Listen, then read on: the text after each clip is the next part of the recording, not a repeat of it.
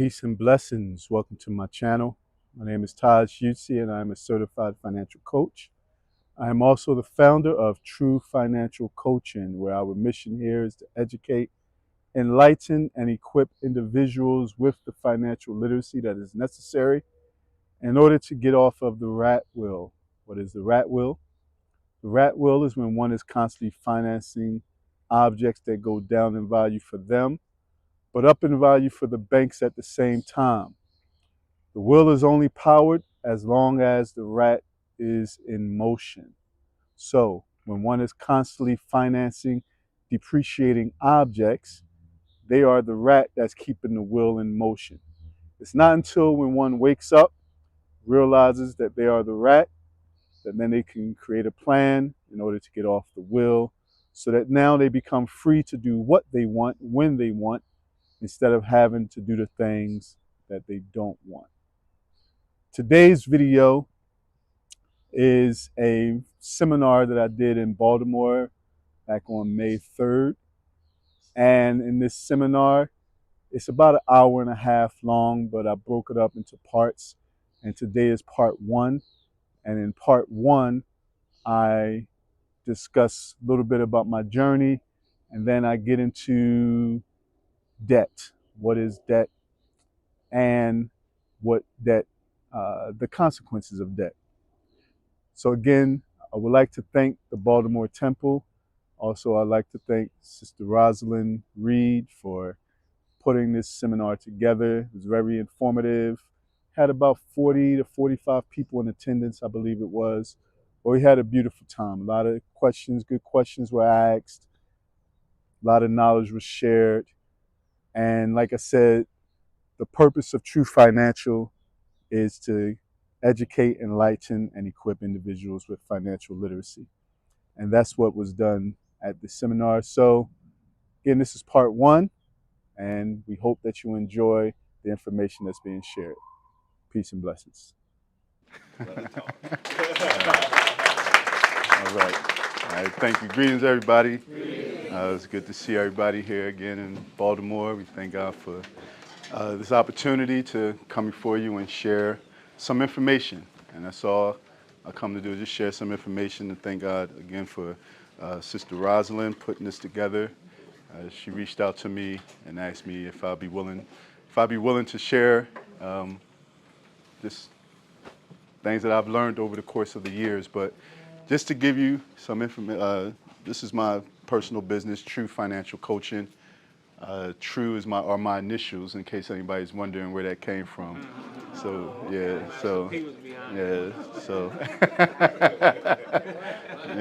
so Taj Ryan Utsi, that's my name, and financial coaching. And our motto is invest in yourself.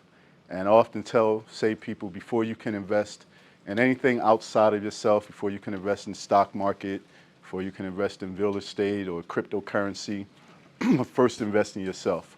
And what I mean by that is doing what it takes to, create a strategy or plan to better your finances, whether it's getting out of debt, creating a budget, things of those natures that can help you then to invest in things outside of yourself. And before we get into the presentation, just give you a little bit background of my journey to where I am now, and still have much more room to grow. But I'm a school teacher, and I've been teaching Philadelphia public schools for 25 years. And this, thankfully, is my last year of teaching.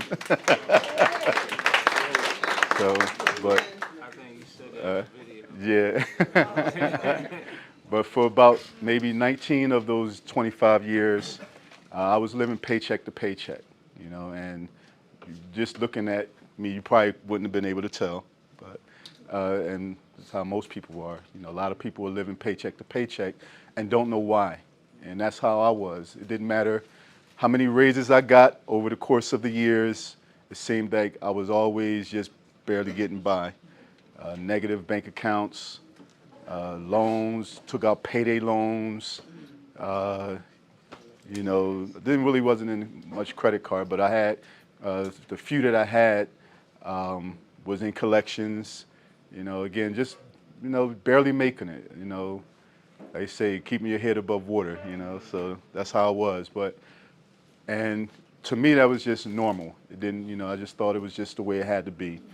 Didn't know, I thought that, only, rich people, got ahead. Everybody else was just maintaining, just managing. But what woke me up was during COVID, and, during COVID, I had time, everything was shut down. Schools were shut down. For the first part of COVID, I think COVID hit, 2019 for us when we shut down in was it 2020?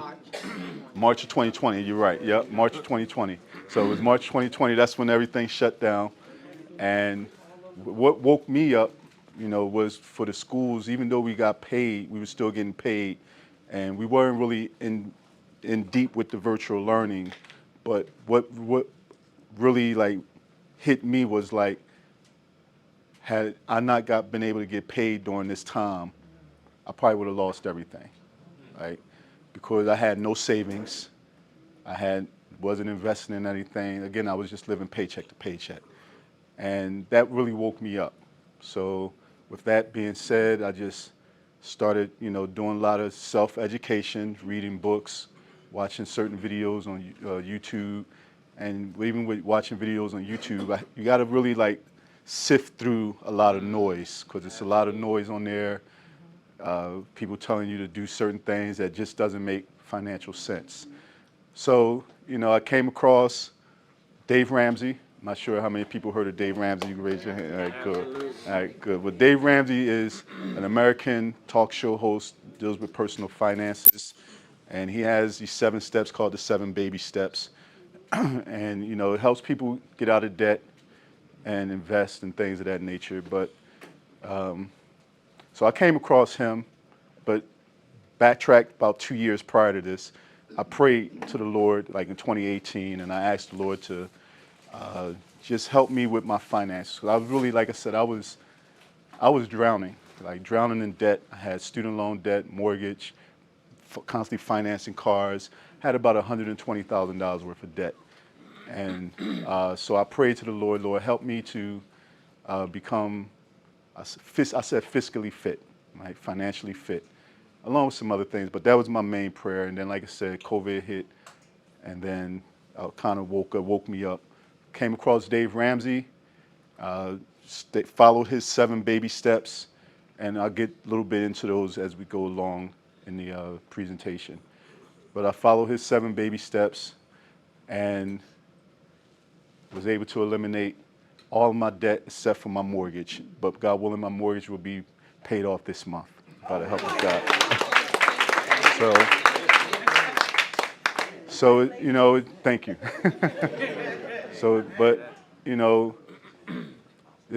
So now this information that I acquired, I even prayed to the Lord about, prayer and fasting, and asked him to let me be able to help others. And, this is how I started TRU Financial. I'm a certified financial coach where I educate people, enlighten individuals, help them create plan to get out of debt and to begin to build wealth. I don't give stock advice, anything like that, but I educate people about stocks. But one of my goals in the future is to become a certified financial planner where I can begin to give advice with stock and investments and things of that nature. But right now, just educate and help people create a plan, give general knowledge about personal finances only, not business, just personal finances. So now here I am today. So that's just a small glimpse of my journey up until this point. So with this, again, Roz reached out to me, and we had plans to do it back in April, but duty called. I had to go to another location to help out with the word. So now we're here today. So, but all things work together for good. So this is the title of this presentation: Debt, the Colorblind Slave Master. And I say that because somebody may look at slave. I'm not a slave. Okay. I'm not talking about that kind of slave with, Kunta Kinte, but Financially, uh, though. but and we'll get into but slave meaning you're buying to debt. And debt is a form of bondage, exactly. We'll get into that as well. But the topics of discussion, we talk about what is debt, types of debt, some key stats, some information, debt payoff strategies, and then we'll get a blueprint to financial peace. And then lastly, we'll close out with some questions. So I say colorblind because debt doesn't care about your background, doesn't care if you're black, white, yellow, red, doesn't care man, woman, doesn't care if you're atheist or holiness, it doesn't care, right? That is a colorblind slave master because a lot of people look at it as just black people, but no, it's all people, no matter what country you're in.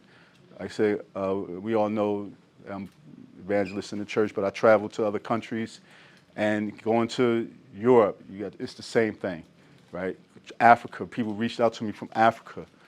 Australia, when I went to, Pastor sent me to Australia, New Zealand, it's the same thing. Debt doesn't care what language you speak, what country you're from, who you are, it doesn't matter.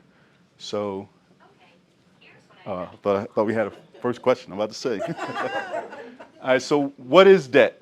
So debt is a form of bondage. And the scripture says in the book of Proverbs, chapter 22:7, it says, the rich rule over the poor, and the borrower is servant to the lender.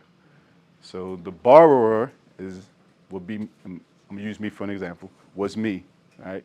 The lender were the banks.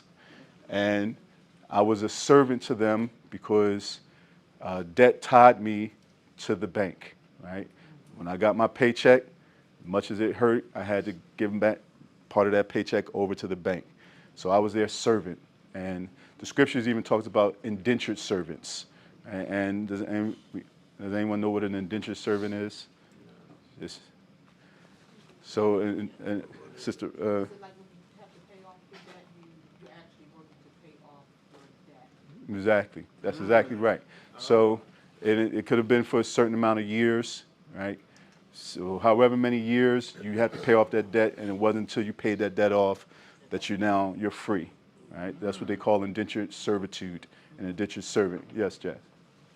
All right, I don't actually have a question, but I was just wanting to tell everyone if they're having a problem with the pen, it's a little white thing you gotta take off. Okay, thank you. Yeah. I didn't even notice that. Yeah, yep. Yeah. All right, that's good. All right, in case somebody's trying to write and it's nothing coming out. But again, that is a form of bondage, right? And as a result, it keeps you tied to three things, right? That keeps you tied to three things. First thing it keeps you tied to is that depreciating object. And when we say a depreciating object means anything that goes down in value. So cars, when you finance a car, that's a depreciating object, right? Cars, unless it's one of them antique cars that go up in value, most cars go down, and all cars go down in value except for those antique cars. And a lot of people say that I heard people say cars go down in value as soon as you drive it off the lot. My saying is, as soon as you sign on that dotted line, that's when that car go down in value, right? Because you financing, again, a depreciating object. Now that car, it goes down in value for the person that's financing it, but at the same time, it's going up in value for the banks. Anybody know how it goes up in value for the? Keep selling it over and over. They keep selling all over and some interest, exactly. But that's also true, and we'll get into that also.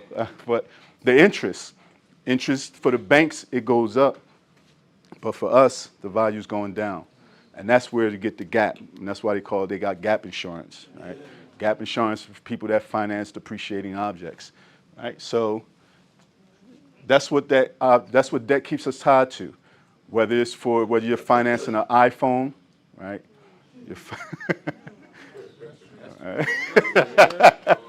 Whether you're financing a shirt off of 4 easy payments, right? You finance, whatever it is, If it goes, it's pretty much everything, right? Houses is somewhat different. You know, we'll get into that too, but that's what you're tied to. And if it's the bank say 72 months for a car, you're an indentured servant for 72 months. But which is 6 years. But people don't look at it like that. That's why they use months instead of saying years. It makes the pain feel a little less. But because when you say 6 years, that's 6 years of future income you haven't even earned yet. Income that you haven't even earned yet. You're promising the banks that income, and you don't know what's going to happen in that time, right? So, but the banks, I mean, that also keeps us tied to the banks. Because like I said, for 72 months that you have that car loan, or 24 months that you financing that iPhone, the bank will be in your pocket for all that time. And the last thing that it keeps you tied to is a job, right? And it may be a job that you hate. Now, I'm not knocking working, right? Even the scripture says, if you don't work, you don't eat. We have to work.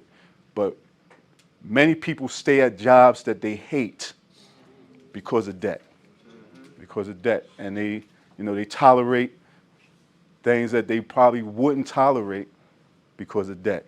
So, but once you get out of debt, you don't have to be tied to that job. And I often say that I think inside of everyone, there's something that everyone would love to do and would do it for free. They would do it for free. But we can't pursue those things because we have so much debt. And debt has become so normalized that, people just think that, it just has to be that way, and it doesn't, right? So once you get out of debt, you can, decide to venture out and do whatever you want. Or if you want to stay at that job, you stay there because you choose to, not because you have to, all right? And then lastly, debt not only robs one of money, but it robs you of time. And welcome back. Again, that was the first part of the seminar that was held in Baltimore, Maryland. Like I said, very informative information that was shared, and hopefully the information that is being shared, one can apply to themselves and again begin to create a plan to escape the rat race, to get off of that rat wheel. As I say, and I always say, if you're ready to invest in yourself, you're ready to get off of the rat wheel, come visit me at truefincoaching.com. Set up your initial consultation, see what we can do to help you in order to begin your journey to achieving financial peace. Hope you enjoyed the video, and see you next time.